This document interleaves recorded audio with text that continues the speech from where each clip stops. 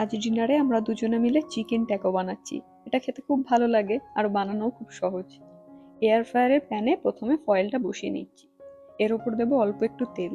তেলটা খুবই কম লাগে, এটাই এই এয়ার ফ্রায়ারের বিশেষত্ব। কড়াইয়ে ভাজলে অনেক তেল লাগতো। এবার ম্যারিনেট করে রাখা চিকেনগুলো ফয়েলের ওপর সাজিয়ে নেব। আমেরিকায় সবার বাড়িতেই ওভেনের নিচে বিরাট বড় একটা গ্রিলার থাকে, তবে আমার মনে হয় শর্টকাটে করার জন্য এয়ার ফ্রায়ার বেস্ট। এবার 375 ডিগ্রি টেম্পারেচারে মোটামুটি 20 মিনিটের জন্য এয়ার ফ্রায়ারে দিয়ে দিচ্ছি। এই যে বাঁ দিকের টেম্পারেচার অপশন থেকে 375 দিয়ে দিতে হবে, আর ডান দিকে যে বাটনগুলো আছে ওটা দিয়ে টাইমটা সেট করে দিতে হয়। তো সবকিছু সেট করে দিয়ে স্টার্ট করে দিতে হবে। তারপরে 10 মিনিট মতো সময় পেরিয়ে গেলে এয়ার ফ্রায়ার থেকে চিকেনগুলো বের করে উল্টে দিয়ে আবার এয়ার ফ্রায়ারে দিয়ে দিতে হবে।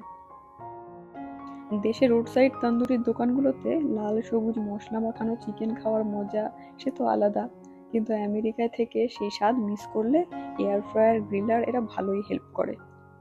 এবার রুটিগুলো ভাজতে শুরু করি। ছোটবেলায় যখন মা রুটি বানাতো তখন আমি পাশে দাঁড়িয়ে সেঁকে দিতাম। রুটিগুলো দেখুন কি সুন্দর ফুলছে, রেডিমেড বলে এত ভালো হচ্ছে। আমি নিজে করলে মোটা হয়ে যায়, ফোলে না, আঁকা বাঁকা হয়, সে অনেক সমস্যা। মায়ের হাতের রুটির মতো পাতলা গোল রুটি জানি না আদেও কোনোদিন পারবো কিনা। তো আমাদের দুজনের দুটো করে 4টে রুটি বানানো হয়ে গেছে। এবার কুচনো পেঁয়াজ দিয়ে দেবো রুটির ওপর। এখানে পেঁয়াজের খোসার রং বিভিন্ন ধরনের হয়, যেমন সাদা, বেগুনি, কমলা, আর ভিতরটা ধপধপে সাদা। এবার অ্যাভোকাডো দিয়ে দেবো কিছুটা। শুনেছি এটা খাওয়া খুব ভালো, চুল স্কিন ভালো থাকে, আরো অনেক হেলথ বেনিফিট হয়। আর এভাবে খেলে টেস্টটাও ভালো লাগে। আর এই তন্দুর চিকেনগুলো ভালো করে কুচি করে নিয়ে রুটির ওপরে দিয়ে দেবো। আর ঝালের জন্য চাইলে একটু কাঁচা লঙ্কা বা আরো অন্যান্য জিনিস যেমন শসা, গাজর এগুলোও দেওয়া যায়। আসলে আজ এক বন্ধু দুপুরে আমাদের লাঞ্চে ডেকেছিলেন, জোর করে অনেক কিছুই খাইয়েছেন, তাই এত কিছু যদি দিই এখন আর খেতে পারবো না। টেস্টটা একটু বেটার করার জন্য সস, মেয়োনিজ এগুলো দেওয়া যেতে পারে। আজ শুধু সসটাই আমি দেবো।